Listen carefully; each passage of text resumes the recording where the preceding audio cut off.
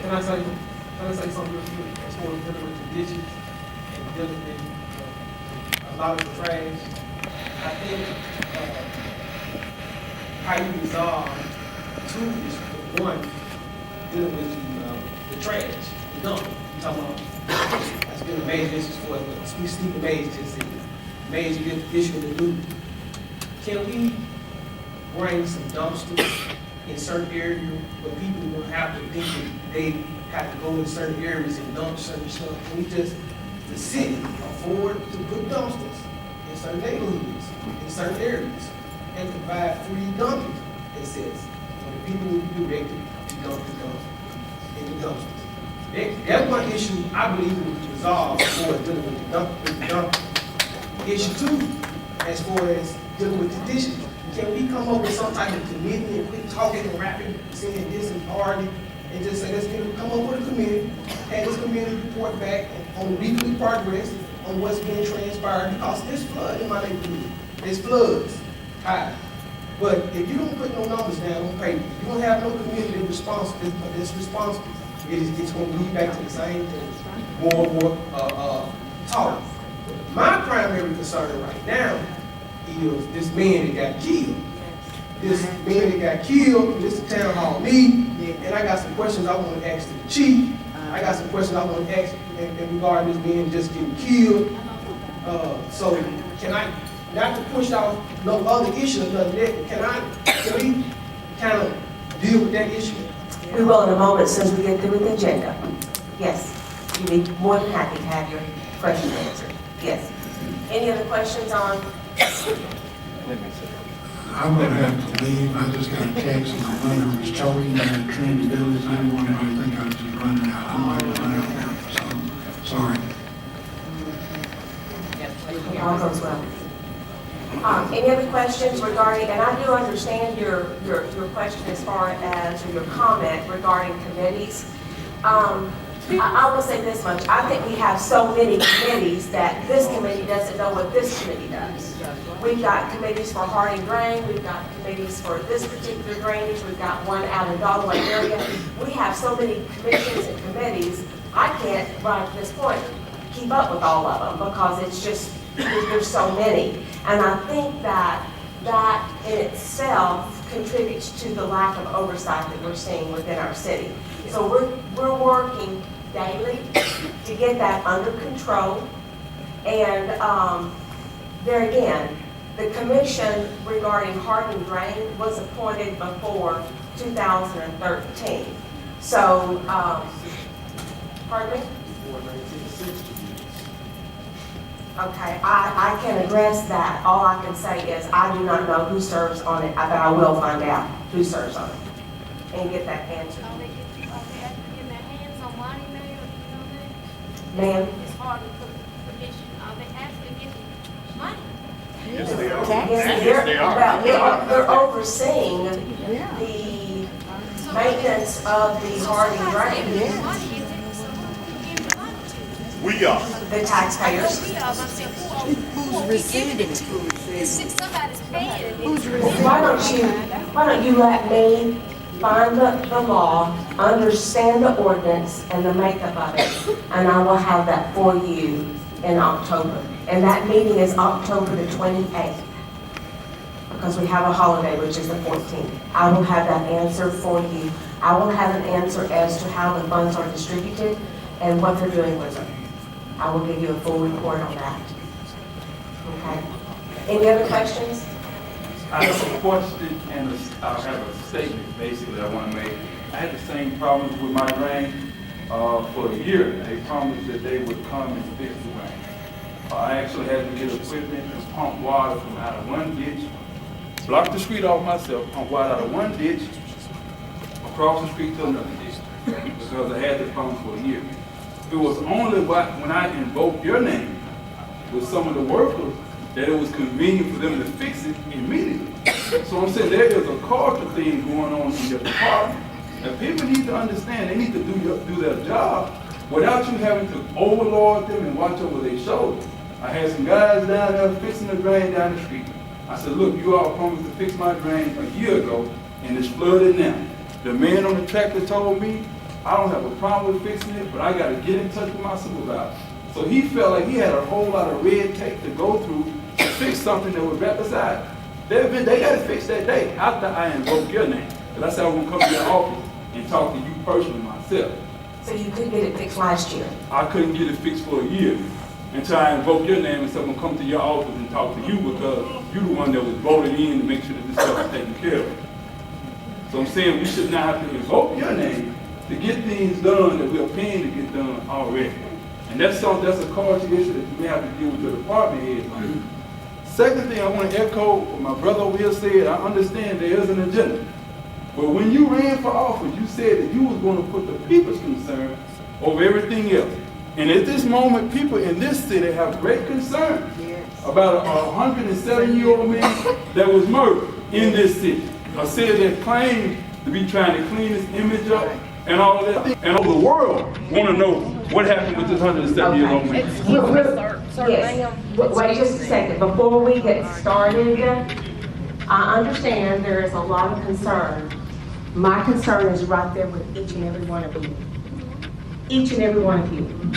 Now, what we're going to do is, if there's a question or a comment, we're going to do it in a very orderly fashion. This will be out of respect for Mr. Isidore, because I know him, and I know that if you do not do it in a respectful manner, you're disrespecting him. So please hear what I say. We will answer questions as we can, but please be respectful. I was a friend of Mr. Isidore's, and I was there at the time that this happened. First, let me say, he was an amazing God, man that I am so proud to have had in my life. And I know that he and everyone involved in that situation was put in a horrible position, and I just want everybody to please hold your judgments back. Let everything come together, and I want everyone to understand what actually happened. And I'm hurt already that this man thinks that he was murdered. He was my friend. And I'm sad that he's not in my life anymore, that he would not want this. People don't understand yet what the situation was, and they need to just stay calm and wait until all the facts are put together to be explained what happened, because it's not what people think. It wasn't like that. He was a wonderful man, and I'm so sorry that that man was put in that position. And what I think is, what people should be thinking of right now is, why was that dear 107-year-old man put in that position in the first place? Where was the respect for this man? I don't understand. I was the one who had got him a home and furnished him a home. I was the one that went there to get him to bring him to his new home. I'm not his family. I'm just somebody that thought he deserved better than what he was getting. And there were circumstances before this that happened that brought this along that had nothing to do with what the people that were there. It was caused by another situation, and the people that were there on either side should not be blamed, because it's horrible. It's horrible. We all need to learn to respect each other. That's right. And that's all there is to it. I'm so sad about this. And I don't know what to say, but please reserve your judgments and don't say those horrible things, because it's not true. And I know one thing, he would not want this. He would not want this. He would not want this kind of commotion going on. He just loved everybody, and everybody that knew him loved him. And all I can say is he is in a wonderful place, and he'll never, ever have any pain in his life again. That's it. It's over. He's happy now. He has everything. But he should have had everything before it came to this. He deserved it. He earned it. And we as a community let him down. And I'm sorry. I'm sorry that happened. I appreciate your words. But please don't argue and say things like that. Please don't. Just let things come together, and Don't do it, don't start being mad already. Thank you, ma'am. I appreciate that very much. Thank you.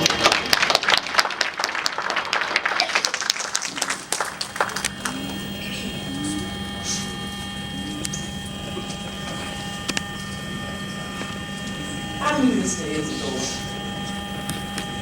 And I guess what really shocked me, and I'm still in shock, and it is saddened me.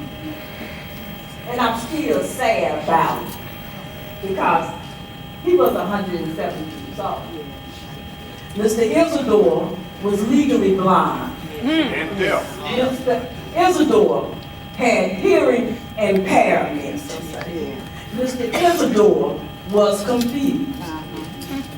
And everybody that's upset because of what happened to Mr. Isidore, they're supposed to be upset. That's right. Because this is on CNN, it's on MSNBC, Channel 11 stuff. Matter of fact, it went all over the world. Yeah. And it's a sad situation. And don't get me wrong, I respect our police department because I have friends that work for the Pine Bluff Police Department. They've been my friend for years, even before they got there.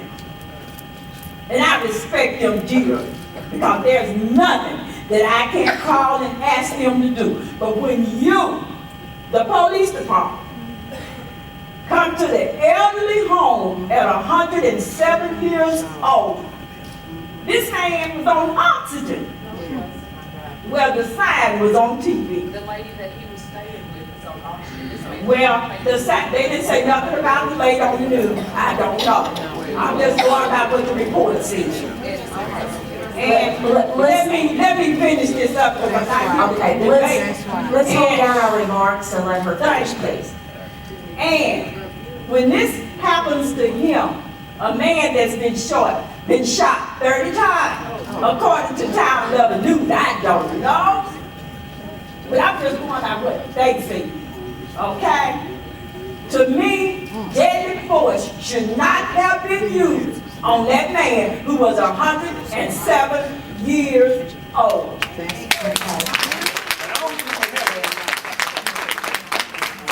else?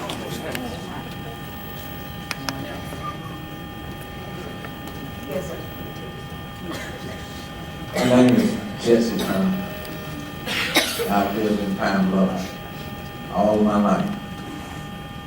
Since 1997, we have been working, trying to reduce homicides in the city. Mainly those happening between blacks on blacks. A few years ago, there were two elderly women, a man and his wife, a few years ago. They lived about 35th and Ohio Street in their neighborhood. Some young men came into their house, black men. They took baseball bats and beat these two elderly people to death. Yes, they did. And when they beat them to death, they set the house on fire. Yes, they did. And tried to burn them up.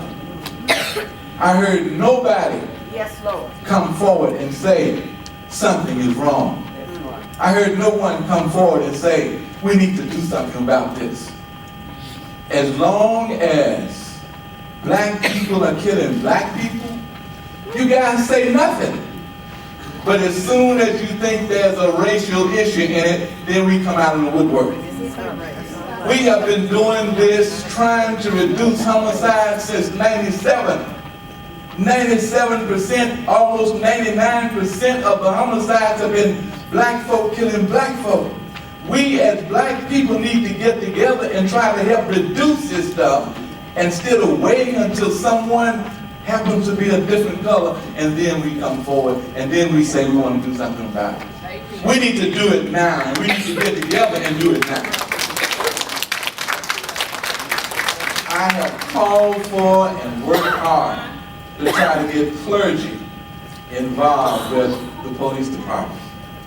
Who knows, had a clergy had his name on the roll with the police department, they could have immediately called his pastor and say, get your passport here. Let him talk to him and see if we can get some resolution. But the pastor remained quiet. We kill each other, it's quiet. We go to the Trayvon Martin thing. As long as we are killing each other, it's okay. We don't want to do anything about it. But as soon as it seems to be racial, we want to do something. But I just would encourage pastors to get involved with the police department. Put your name on the roll so that you can be called whenever there's a volatile situation like what we just had. And as this young lady is saying, let's not fight about that. That's over with. Let's try to do something that we can move forward with in a positive way to make sure that these things are not happening again. That's all.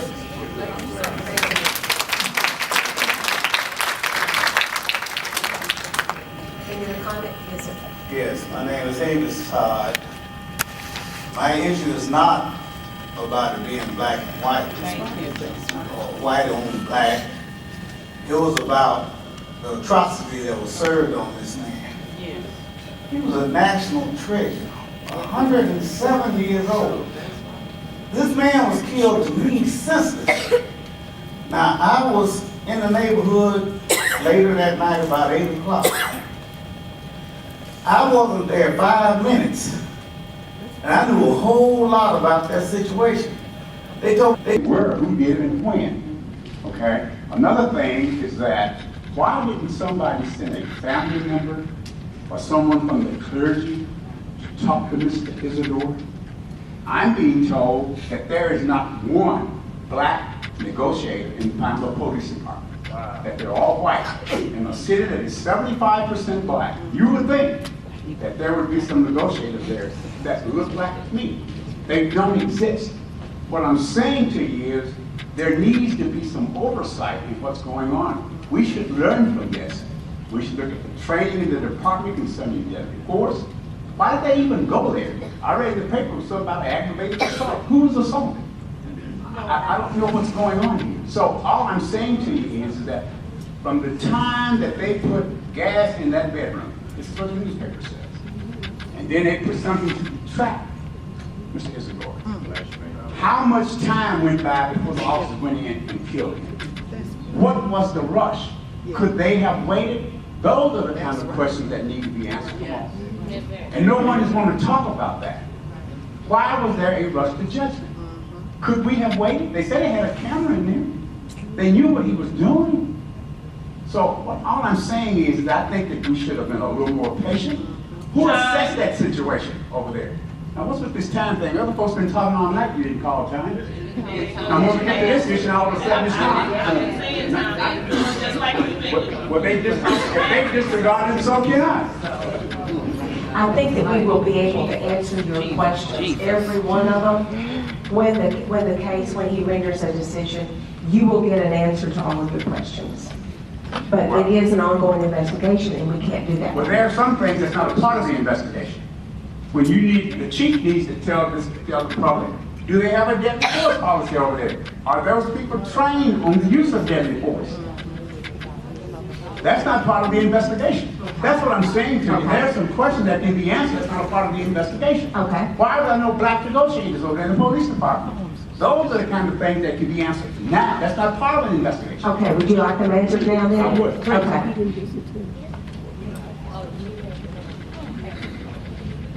Thank you. On our website, we have a copy of the policy, section 500, that's our deadly force policy. It's available to the public and has been for quite some time. Also, we do have two, I really don't like keeping score like this, but we do have two African-American negotiators, so you've been misinformed. Were they on the scene that night, Chief? No, they weren't.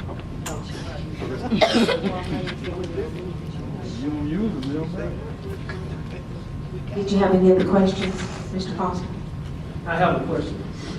It relates to that real quick. Chief Eubanks, I was there on the scene when the incident occurred. My first question, was you on the scene? Yes. How long did it take you to get there? I don't know. Well, was you on the scene before the shot fired or after the shots fired? Which shots? From the SWAT team, I forget his name, Brad, the one that shot the man. Was you on the scene when he fired, when the deadly shot killed the man? Was you on the scene when the shot was fired, or was you on the scene after the shot was fired? Okay, I don't want to get into a piecemeal breakdown of this because the issue is, it is under investigation. We will be presenting a case file to the prosecutor's office as soon as humanly possible. And I promise you, at the conclusion of that, we're going to divulge full details. Okay, so there will be nothing released for us that until We've made a press release, and that's the full extent of what I'm willing to go into at this particular time. Okay. But let me say one thing to Mr. Turner. For the statement Mr. Turner made that black people always get upset when white people kill them, and you don't need to worry about that no more, and you don't need to worry about when if the man is gone. Don't worry about it. That man is a human being. That's right. And he has his dignity. We should show him the respect, the dignity of anybody get killed in our community. Their life should be investigated. Somebody take it. That's right. And he is valuable just as anybody in this community. This is a town hall meeting. This is supposed to be a time where we're supposed to be able to come out and ask questions. We can't ask questions. Mary Hollingsworth campaign on transparency. But now we can't ask questions? Come on. Well, what questions are you going to ask me that I can answer? Ask me a question. They just asked you a question. We were talking about the case. We wanted to know some answers on what's transpiring. Okay, and I cannot divulge, we cannot divulge that. That's on any case that's under investigation. You cannot divulge the details. That's not me not being transparent. That's the case, it's an ongoing investigation. After it's over with, we will open the file to you. But that's with any case. That's throughout the United States. That's not Pine Bluff. That is not me not being transparent. Understand? That is the law. That's the way it works.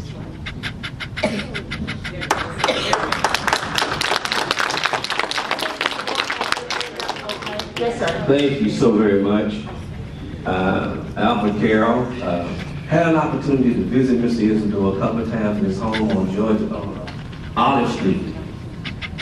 Visited maybe 2 or 3 times over the last couple of years. He was extremely proud of articles where he was honored at his centennial birthday. That's right. The celebration, all his admirers. He loved to quote scripture. Yes, he did. He was a prophet in his own right. Yes, he was.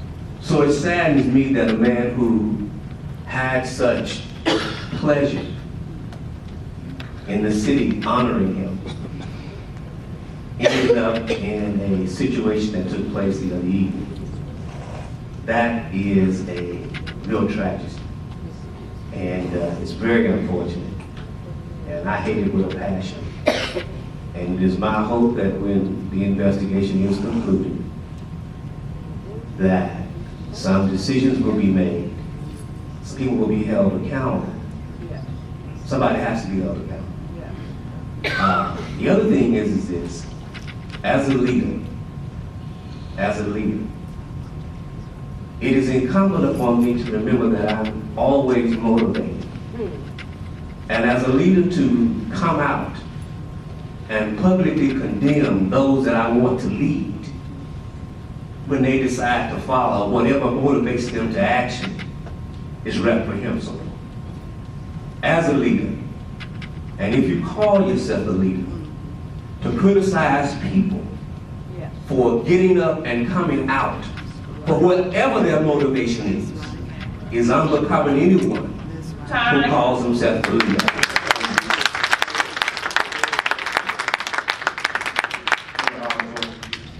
I just wanted to make a comment as well, and actually 2 comments. One, I didn't know Mr. Isidore personally, knowing a lot about him, but my mother was good friends, and she's 91. And the first thing that hit me was, what if this was my mom that the police ran in on? And I've always, every public function I've been at, I've given Chief Eubanks his props for the job that the police department, but y'all failed on this one, Chief. I thoroughly and firmly believe that the police department let this city down on this one. And I really was going to make a comment, and I think Mr. Carroll made it as best I could, because I probably couldn't do it any better. But Reverend Turner, y'all got to come off of this calling people out. You want to point the finger at other pastors in this community for not doing something that you want them to do. They got their own goals, objectives, things that they're trying to achieve. A lot of people see you as being self-serving. A lot of people. I may not be one of them, but I'm just saying now. No, he calling out people, man. No. Now you said you were going to set a tone of conciliatory and be gracious, but you can't allow him to do it and not allow others to do it. So my point is that we need to get out of that boat, because the boat that you shot the hole in, you in it too. You in the same boat. So pastors, keep doing what you're doing, keep serving this community, keep feeding the hungry, clothing the naked, and spewing the word of God. Because I think that we have some of the best pastors in the state of Arkansas, if not in this region, that not just serve here in Pine Bluff, but serve all over this country in teaching ministries and revivals. Thank you, sir. So I think that it's important in Pine Bluff that we stop pointing the finger at each other and start lifting each other up. Okay, thank you, sir. Mr. Wilson in the back. Okay. She was before me. She was before me. Okay. I don't know what more. Who prosecute cases for some victim? Rule on some as magnitude of this year. I think when you start thinking a little bit more about putting blame on everybody, start putting ourselves. Did you justify it? They did it in California, they did it in another city, and they found out that when you're in the same house, you can do everything you can to protect the people in the house. Thank you, sir. Do we have anybody else that has not spoken? Yes, ma'am. Hi, I'm his granddaughter, Renee Foster. In my understanding, if you was there the whole time, how come you didn't tell the police that my grandfather couldn't hear, or he was blind?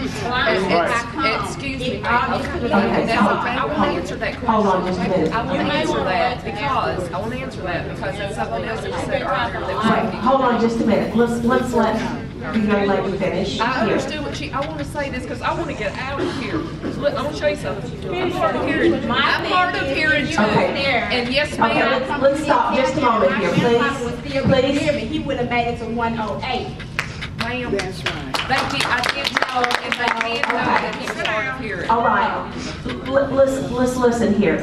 We're not going to get, this is not going to get into a shouting match with one another, please. But that's not true, and I have to leave here because Okay. he wouldn't want this to go on, and this is just wrong. Okay, we're going to dismiss, okay, because I think that this is getting a little out of hand, and we don't want it to end that way. Yes, sir.